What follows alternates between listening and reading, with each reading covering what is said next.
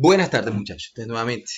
Ya habíamos hablado de que se había enviado la parte de dinámica de la partícula, leyes de Newton, entonces como les había dicho vamos a hacer un repaso así muy rápido, porque ya ustedes han leído esta parte y una vez hagamos el repaso entonces volvemos a los ejercicios, vamos a la parte de aplicación de los ejercicios, ¿listo? Entonces en esta parte nosotros vamos a trabajar la parte concerniente a las tres leyes del movimiento. La bibliografía, de dónde se obtuvo el material, allí está. Y entonces estamos en la parte de dinámica, que es, en esta parte de dinámica nos interesa la causa del movimiento. ¿Qué es lo que causó el movimiento? ¿Qué lo produce? Mientras que en la cinemática simplemente estudiábamos el movimiento y no nos importaba o no teníamos en cuenta mejor la causa de ese movimiento. En cinemática utilizábamos conceptos tales como espacio y tiempo, y acá vamos a utilizar conceptos como masa, aceleración, fuerza. ¿Listo? Bien.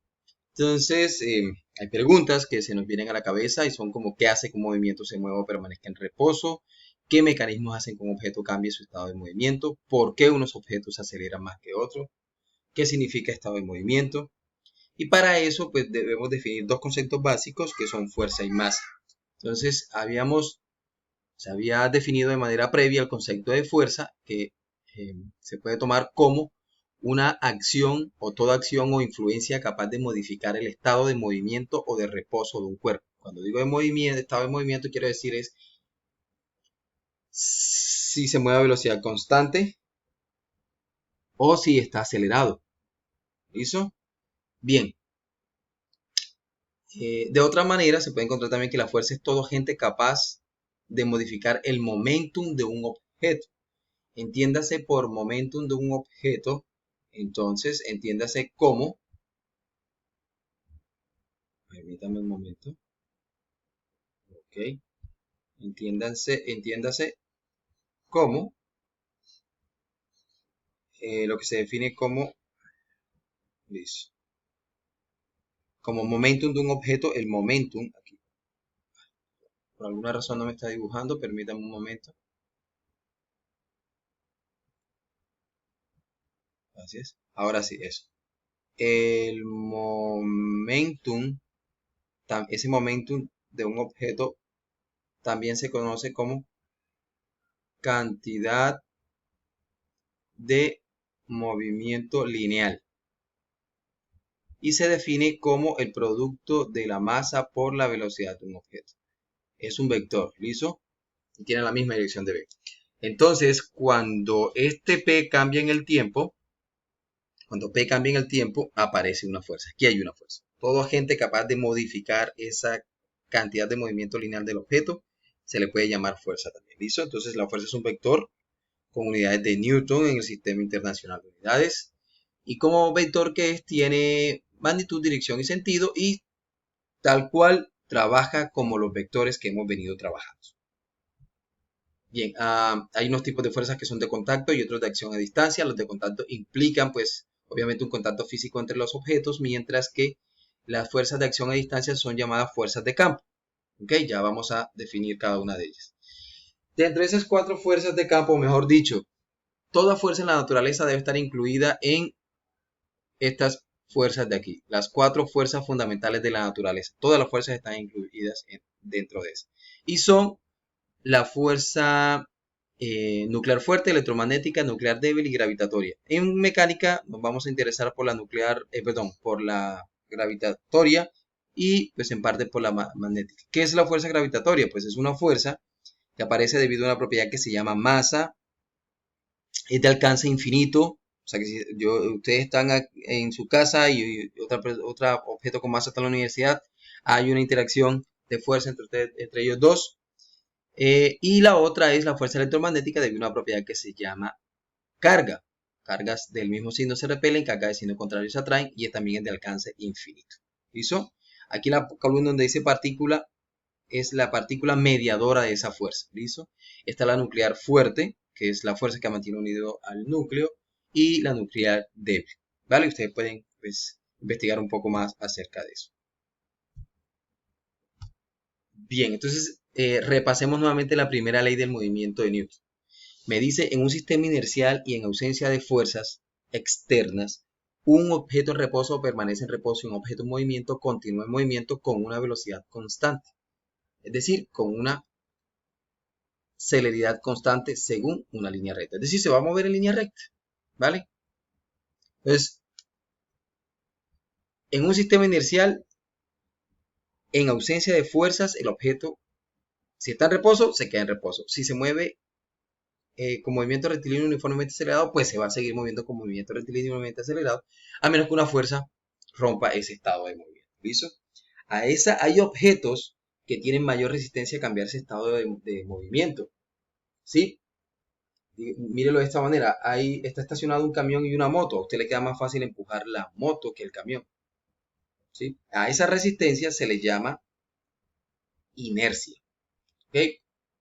Bien, hablamos de un sistema inercial. ¿Qué es un sistema inercial? Pues es aquel cuyo comportamiento está regulado por la primera ley de Newton.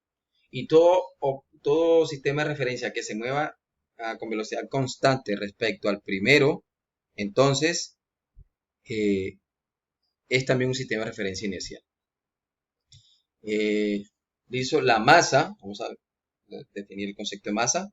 La masa inerte o masa inercial es la medida de la resistencia de un objeto a que se produzca una variación en su movimiento como respuesta a una fuerza externa. La masa para velocidades no relativistas, es decir, velocidades no cercanas a la velocidad de la luz, es constante, no depende de la velocidad, pero para velocidades cercanas a la velocidad de la luz, la masa depende de la velocidad. Aquí está la expresión.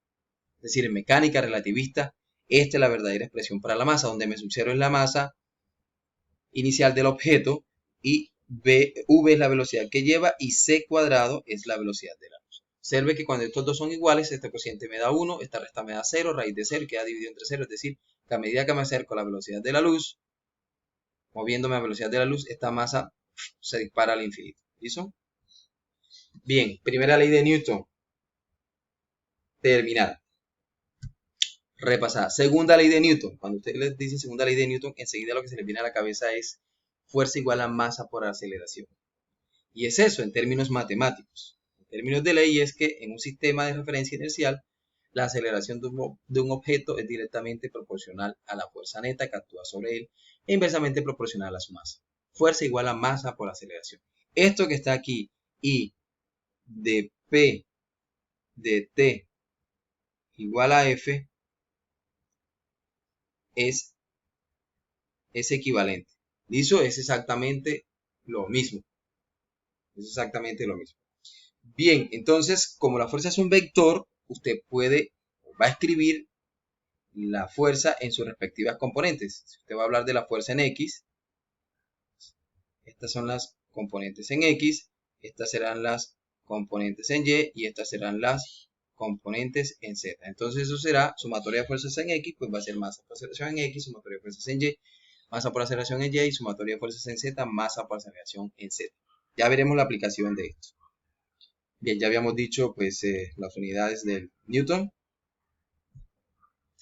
Y hablemos entonces sobre la fuerza gravitacional, peso. El peso es más que el módulo, lo voy a definir así, de la fuerza gravitacional, que en este caso es la fuerza que la Tierra ejerce sobre un objeto, debido precisamente a esa propiedad que se llama masa que habíamos dicho.